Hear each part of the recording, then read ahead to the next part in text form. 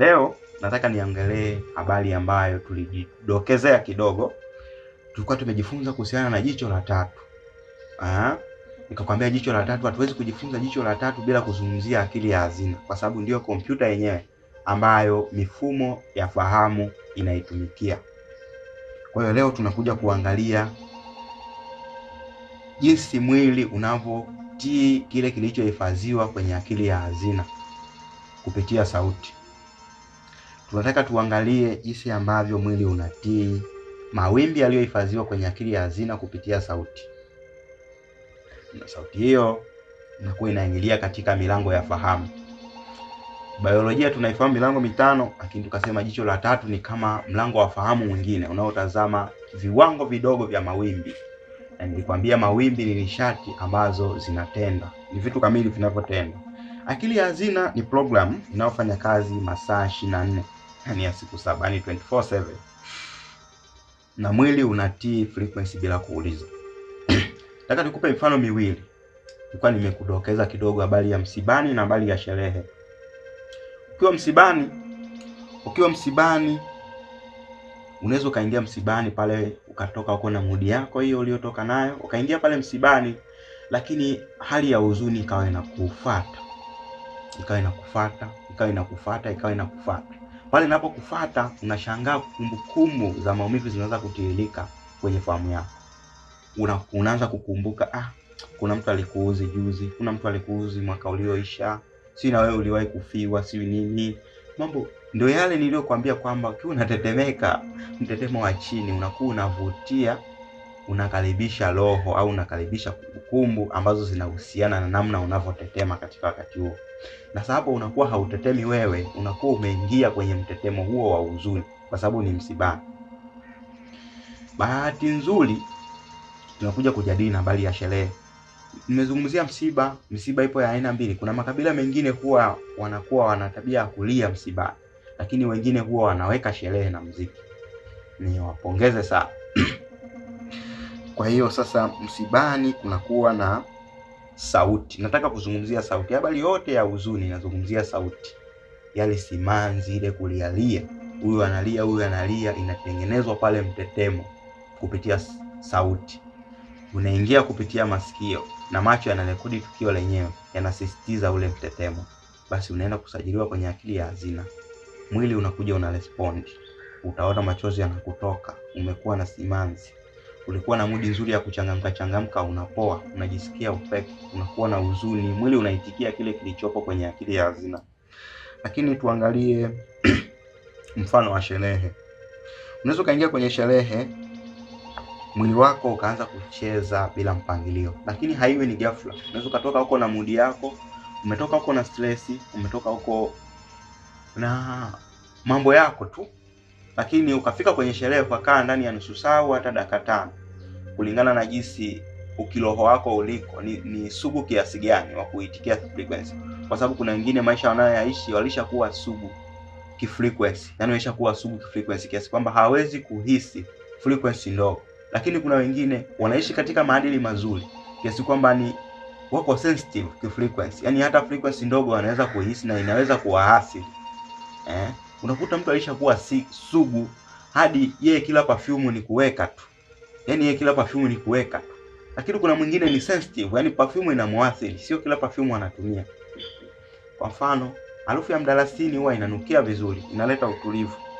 Ndicho ninachokisemea mimi, kwamba ni kutokana na wewe ni sensitive kiasi gani. Utakaa kwenye sherehe, mwingine dakika 3, mwingine dakika 1, mwingine atachukua nusu saa, ndipo aanze kutetemeka kama ule mtetemo. Kulingana ni sugu kiasi gani. Unaweza kaingia katika sherehe, mwili wako kaanza kucheza bila mpangilio. Kwa nini yote haya yanakuwa yanatokea? Wakati huo milango ya fahamu kupitia sauti. Nimekwambia tunataka tuangalie jinsi mwili unavyoitikia akili ya hazina, jinsi mwili unavyoitikia kile kilichopo katika fahamu kupitia sauti.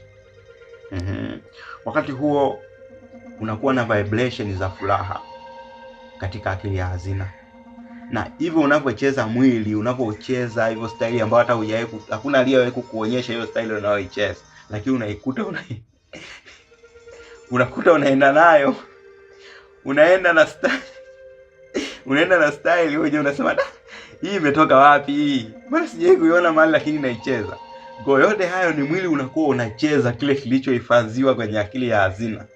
Hebu fikiria hiyo situation, unaweza kunielewa vizuri kwa maana ninavyosema ni frequency ya furaha ya viwango hivyo ndio imekaa pale kwenye ufahamu wako, kwenye akili yako ya hazina, kwenye subconscious mind. Sasa nimekueleza yote haya ili nikulete kwenye habari moja. Tulijifunza wakati ulioisha kuhusiana na habari ya chakra. Watu wanapolia msibani wanatengeneza sauti. Sauti ile inaleta mtetemo wa huzuni. Kwenye sherehe wanapiga mziki, watu wanafurahi.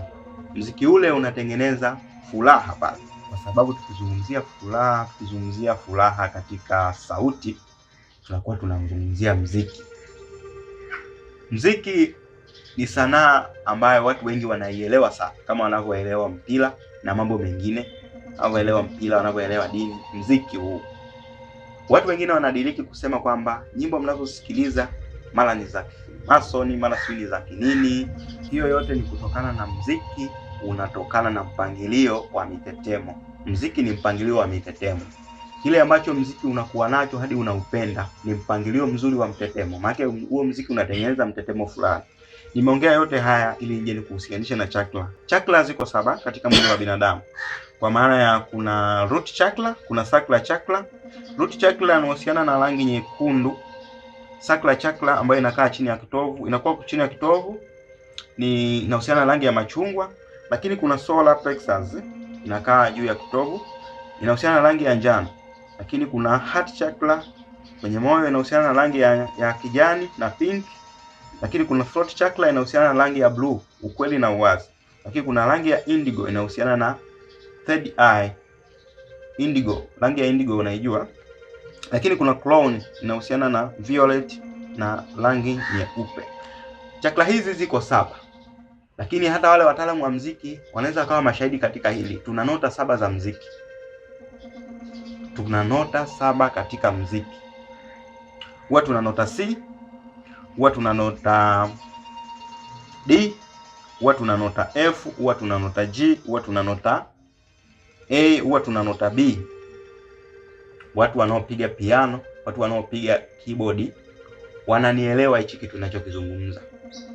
Wananielewa. Na vile tuna chakra ngapi? Tuna chakra 7. Na kwa nini sasa sauti inaweza ikatengeneza mtetemo? Unaweza kaanza kujenga picha hapa nzuri kwamba ni namna gani ambavyo sauti inatengeneza mtetemo. Ni namna gani sauti inatengeneza mtetemo? Muziki, kwa mfano kama ukichukua gita. Kwenye gita unaweza ukapiga do, re, mi, fa, so. Alafu unapata la, afu ti ile, siwi si.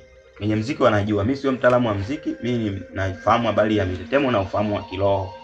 Lakini ufahamu wa kiroho ni ufahamu mpana sana ambao ili uelewe ni lazima tupite katika mambo mbalimbali kama ulivyo wenyewe. Ili uelewe lazima ufahamu mambo mbalimbali, sio jambo moja. Do, re, mi, fa, so, la, ti au si. Zote kwenye gita unaweza ukapiga hizo. Lakini unapotengeneza muziki unakuwa unatengeneza mpangilio wa hizi. Kwa hiyo ili uwe msanii mzuri ambao unaimba muziki mzuri ambao kiumbe yote mwanadamu anaweza kaelewa huo muziki, ni lazima ufahamu elimu ya kiroho. Ndio kitu kilichopo nyuma ya muziki mzuri. Kwa sababu pale utatengeneza sauti nzuri ya kuvutia kiumbe chochote. Ndio maana nakwambia kwamba tumeongea kwamba katika vipindi vilivyoisha kwenye somo moja nilikwambia kwamba kuna watu huwa wanazaliwa na vipawa. Kuna watu huwa wanazaliwa na vipawa mbalimbali. Wengine wanazaliwa na vipawa vya muziki. Wengine muziki ni kitu cha asili. Muziki ni kitu cha asili kabisa, ni kitu cha asili. Achana na michezo. Michezo ni namna fulani hivi, ni namna hizo, lakini muziki ni kitu cha asili. Muziki ni kitu cha asili, nakwambia hivyo kwa sababu hata baadhi ya majani upepo ukipiga hivi huwa yanatoa sauti, na sauti ndio muziki. Nimejaribu kukwambia habari hii ili uweze kunielewa vizuri ninapokuambia mitetemo kupitia sauti. Na hapo tumezungumzia tu ni katika sauti. Jinsi tunavyozidi kusoma tutakuja kuangalia kuhusiana na harufu, mitetemo kupitia harufu, mitetemo kupitia mwanga, kupitia rangi, kupitia mambo mbalimbali mengi. Cha msingi uwepo hapa katika masomo haya muda mwingi, uwepo katika masomo haya muda mwingi. Tutaenda kujifunza hatua nyingi zinazofuata, lakini hadi sasa hivi tumefanikiwa kujifunza habari ya mitetemo ya juu, mitetemo ya chini.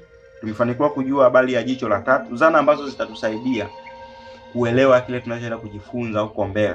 Ni zana ambazo zitatusaidia. Tumejifunza mitetemo ya juu, mitetemo ya chini. Tumejifunza jicho la tatu ambayo nikasema ni antena ya kiroho inayoweza kunasa hata mawimbi ya kiwango cha chini. Tumejifunza habari ya akili ya hazina, subconscious mind, ambayo ndiyo kompyuta kubwa ya maisha yako. Lakini tumejifunza habari ya mawimbi ya ubongo. Habari ya mawimbi ya ubongo, mawimbi ya dhoruba, mawimbi ya kutulia na mawimbi ya ndoto nyepesi. Lakini tumejifunza habari ya roho wasumbufu, ukumbuke.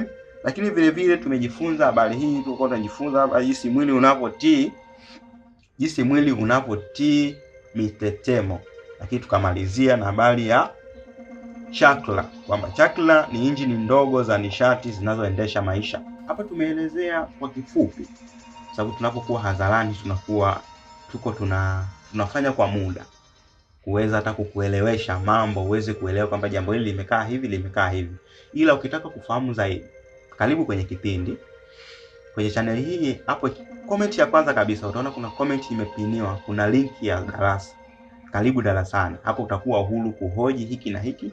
Kuna mwingine najua una ndoto za kuwa msanii mkubwa, lakini unaiga badala ya kuelewa. Karibu na uje uelewe. Sisi sio wasanii, lakini tutakufundisha habari ya kiroho ili uwezo wako uweze kuinuka wenyewe. Karibu sana na nikutakie wakati mwema.